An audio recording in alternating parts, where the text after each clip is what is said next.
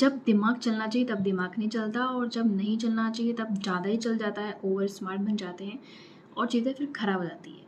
तो कुछ ऐसा ही हुआ था मेरी एक क्लोज़ रिलेटिव के साथ में लास्ट संडे को। Hello, welcome and welcome back to my channel. मेरा नाम नेहा है। आई होप आप सब लोग अच्छे होंगे।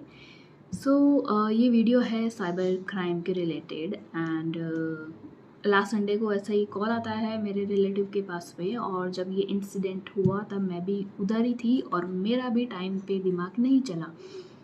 तो उनके पास में कॉल आता है कि हम लोग दिल्ली पुलिस से बात कर रहे हैं, आपके आधार कार्ड से किसी ने सिम निकाल ली है, वो टेरर एक्टिविटीज़ कर रहा है, मनी लॉन्ड्रिंग हो रही है एंड लड़कियों को धमकाया जा रहा है। तो ऐसा करके कंप्लेन आई है। तो उन्होंने मेरे को बताया नहीं था कि मुझे सिर्फ उन्होंने इतना बताया कि किसी ने उनकी सिम निकाल ली। तो मुझे लगा कि फ़ोन में से सिम निकाल ली है, क्या हो गया है। तो मुझे लगा नॉर्मल चल रहा होगा, जिसने सिम निकाली है उससे बात कर रहे होंगे। मतलब मैं भी कन्फ्यूजन स्टेट में थी कि हुआ क्या है, मुझे भी नहीं पता चल पा रहा था कि हुआ क्या है। तो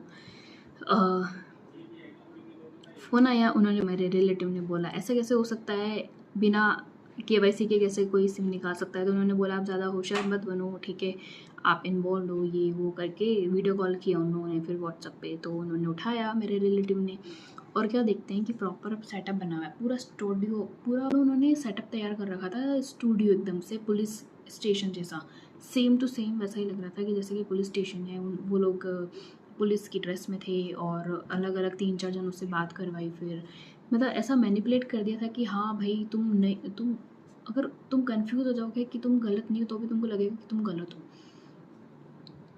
तो ऐसा चीज़ चली, और उन्होंने बोला कि अब आपका बैक कैमरा ऑन करो, हमको देखना है और कौन कौन है, क्योंकि जब तक हम आपको इंटरोगेट कर रहे हैं और कोई भी नहीं होना चाहिए आपके आसपास में। तो उन्होंने, मेरे रिलेटिव ने मुझे बोला कि एक बार रूम में मत आना, क्योंकि उन्होंने मना किया है। तो मेरे को लगा कि अ, होगा, ये एक रूल होगा, मेरे को भी नहीं समझ में आया तब तक। फिर काफ़ी देर हो चुकी थी, तब मैंने मेरे ब्रदर को कॉल किया कि ऐसी चीज़ हो गई है। उसने बोला कि तो फ्रॉड है। तो उसके बाद में मुझे रूम से ऐसे पानी की आवाज़ आने लगी, मुझे वहम हुआ है क्या, तो मुझे लगा कि सॉर्ट आउट हो गया होगा, वो अब नहाने चले गए होंगे, ठीक है। तो उसके बाद में आधे घंटे बाद वो बाहर आते हैं और बोले कि मेरे बैंक अकाउंट से 40,000 रुपीज़ जा चुके हैं, क्योंकि उन लोगों ने व्हाट्सएप पे कोई ऐसा एक लिंक भेजा था कि रुपए नहीं मांगे थे, लिंक भेजा था कि आपका डॉक्यूमेंट्स वेरीफाई करने, ई वेरीफाई करना है। तो उन्होंने घबराहट में ऐसा कर दिया और रुपए चले गए। फिर मैंने बोला ये तो स्कैम है, कौन है फ्रॉड साला, कौन आपको ऐसा पागल बना रहा है। मैं भी ऐसे चिल्लाई, तो फिर भी वो बोलते हैं कि धीरे धीरे धीरे धीरे वो सुन लेंगे। मतलब वो उनको इतना डरा दिया था ना कि उनको उसके बाद भी थोड़ा विश्वास नहीं हो रहा था। फिर उनका थोड़ा सा धीरे धीरे जाके दिमाग चलने लगा। फिर वो लोग क्या, जब मैंने ऐसा बोला कि फ्रॉड है, तो मेरी रिलेटिव के कान में ईयरफोन लगा हुआ था, तो वो लोग सुन रहे थे वो बात। तो उन लोगों ने बोला कि आप किसको बता रहे हो ये चीज़, ये वो, आपको 3 साल की जेल हो जाएगी, अभी आप बहुत ज़्यादा होशियार बनने की कोशिश कर रहे हो। अब आपको अभी तो इतने रुपए आपके गए 40,000, अब आपको 3 लाख रुपए देने पड़ेंगे, आप कैसे भी दो, किसी से भी उधार मांगो या एफडी तोड़वाओ आपकी, जो भी है।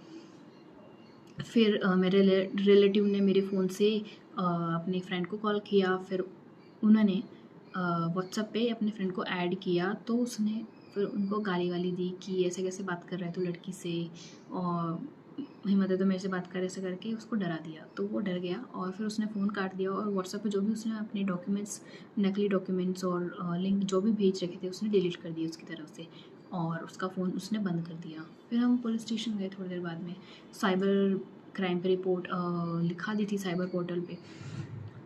फिर पुलिस स्टेशन गए, पुलिस वाले भी इतना इंटरेस्ट नहीं लेते हैं इन चीज़ों में। वो हंस रहे थे, बोले कि आओ बैठो बैठो स्टोरी सुनाओ। उनको तो ऐसा लग रहा था कि मतलब मज़े ले रहे हैं वो लोग। तो हाँ, ये चीज़ हुई थी। तो इंटरनेट होने के फ़ायदे भी हैं और डिसएडवांटेजेस भी हैं, सुनते हैं इतना, बट ये केस मैंने कभी नहीं सुना था। तो मेरे को भी ये दिमाग चला ही नहीं बिल्कुल भी, जब तक रुपए नहीं कटे तब तक। और पूरे ऐसे 2 घंटे तक उनको वीडियो कॉल पे बिठाए रखा कि ना इधर जाना है, ना उधर जाना है, ना किसी को बुलाना है, ना किसी से बात करनी है, और आपका 1 मिनट के लिए भी वीडियो ऑफ नहीं होना चाहिए। और ऐसे करके पूरा डरा दिया उनको, उनका पूरा मुँह ऐसे लाल हो गया और डरने जैसा हो गया। पूरा पैनिक हो गए वो। पर चलो ज़्यादा रुपए नहीं गए, बट स्टिल 40,000 कोई कम नहीं होते हैं। और अगर कोई मान लो किसी का इलाज के लिए अगर इकट्ठे करता है रुपए और उसके रुपए ऐसे चले जाए तो कितना दुख होता है। तो पता नहीं इसका क्या सोल्यूशन है। ऐसे तो कोई भी लिंक भेज देगा, कहीं पे भी पेस्ट कर देगा, आप क्लिक करोगे तो आपके अकाउंट से रुपए चले जाएंगे। तो आप लोग कोई भी अननोन लिंक्स पे क्लिक मत करना, और अननोन कॉल्स उठाओ ही मत, अपने फ़ोन पे ट्रू कॉलर रखो।